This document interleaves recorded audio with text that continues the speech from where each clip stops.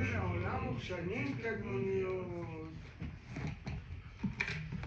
le Rav Tzchaim, il ramène un enseignement, il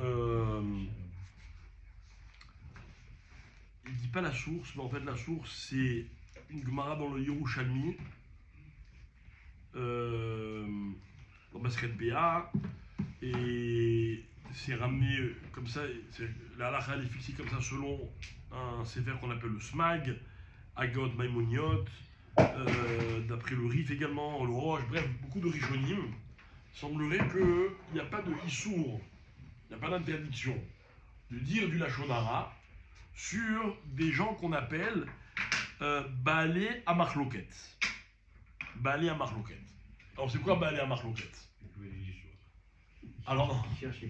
Alors Baalé Amachloket, vous avez raison, si c'est un statut dont on va dire avec lequel on condamne quelqu'un, à lui c'est un Baal Machloket, c'est pas de ça qu'on parle.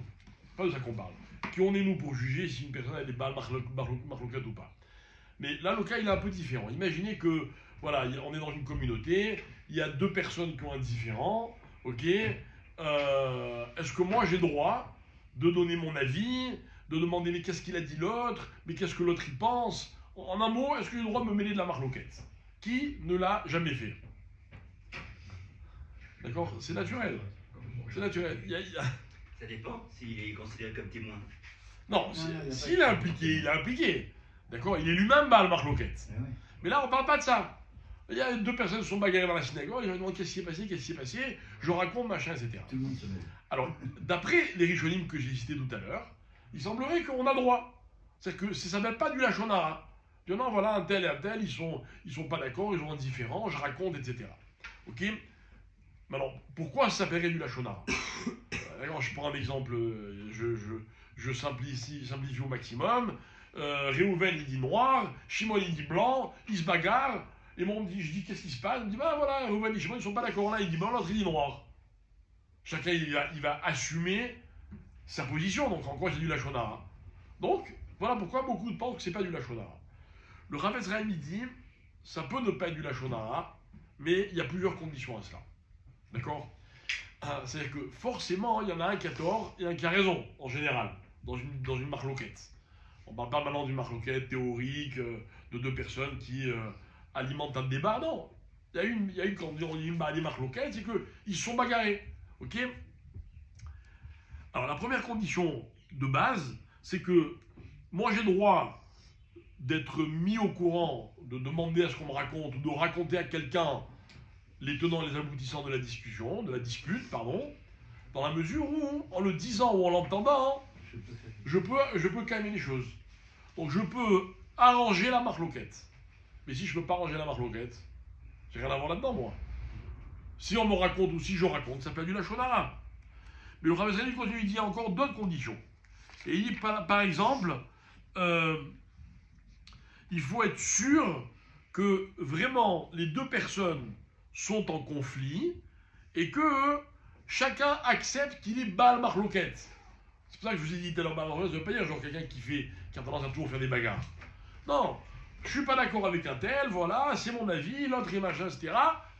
Donc, mais pas genre s'il entend des gens qui racontent que, vous savez, des fois par exemple, je sais pas moi, vous vous demandez pourquoi telle personne et telle personne depuis des années ne se parlent pas.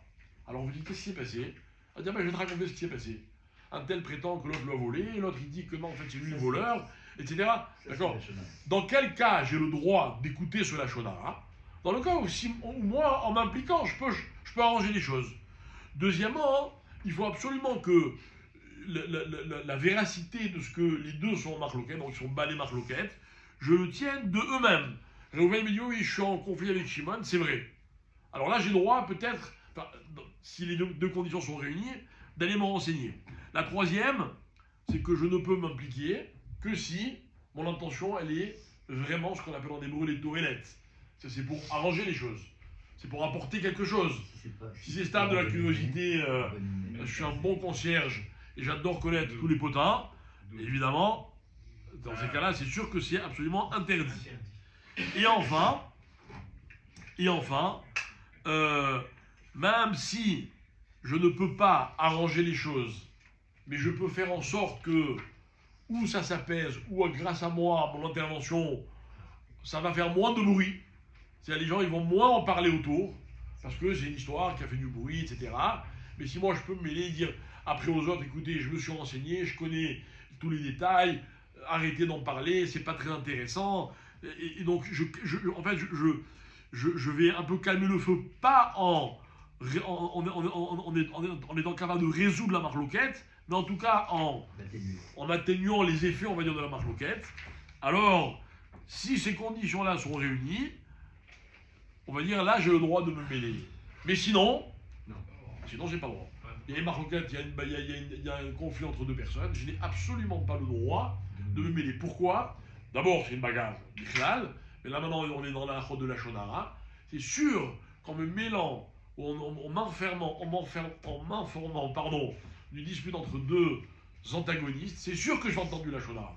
Il y a forcément un qui va me dire du mal de l'autre, ou quelqu'un qui va me dire voilà, lui dit ça, bon, avec un ton qui fait que lui il pense que lui il a raison, l'autre il a tort, mais qu'il soit en un mot, on ne se mêle pas des disputes, on n'essaie pas de savoir, de connaître, parce que s'il n'y a pas toutes les conditions requises, ça s'appelle du la shonara.